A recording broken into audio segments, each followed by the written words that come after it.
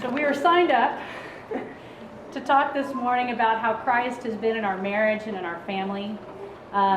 Just a 2 or 3 minute deal.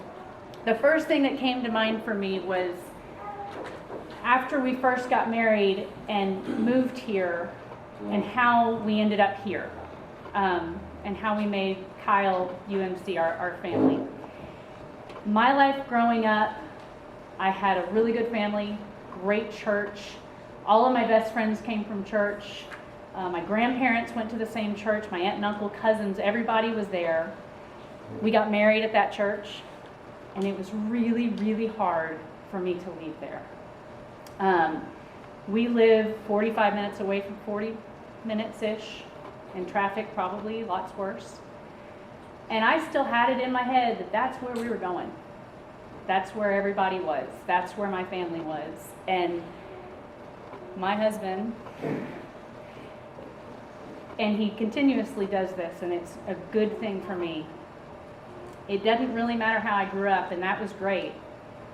But it can be different too, and different can still be great.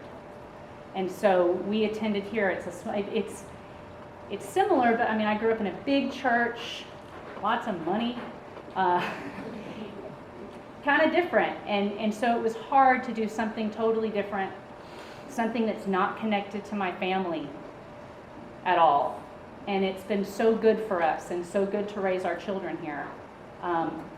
Anyway, that was the first thing that I thought of, and finding a church on our own together, and how freeing and good that was for me.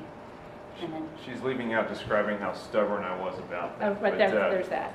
To tie into that, some of the best advice my dad, from his own failed marriage, gave me before our marriage was find a church that's for both.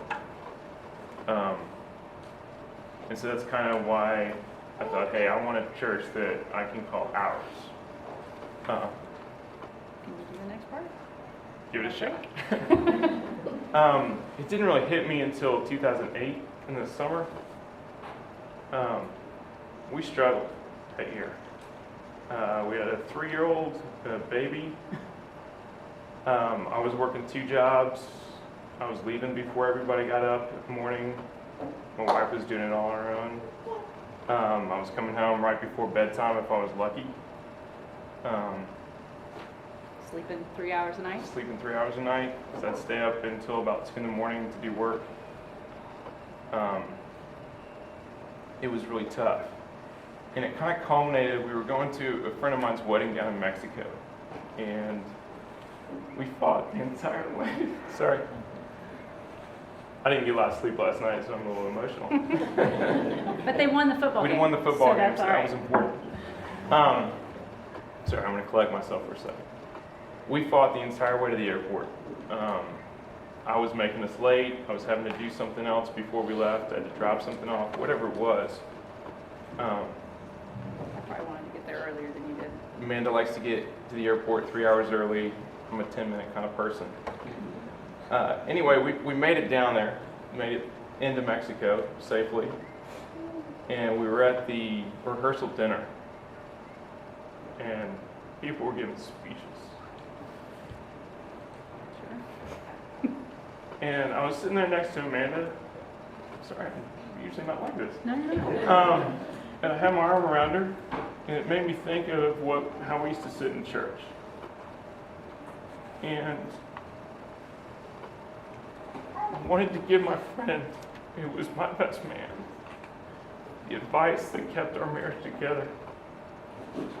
Just find God and put it in your marriage. Because no matter how bad it got between us when we were in church, I could sit there with my arm around my wife. We were a family.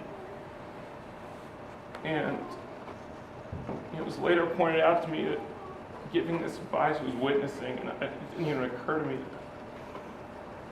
It just felt right. So I was right next to this person right here. And I knew that God was there with us. So that's my advice to you all. Is find God and make them a part of your relationships. I win. Sorry, I wasn't better about speaking on that. I think you did pretty good. Thank you.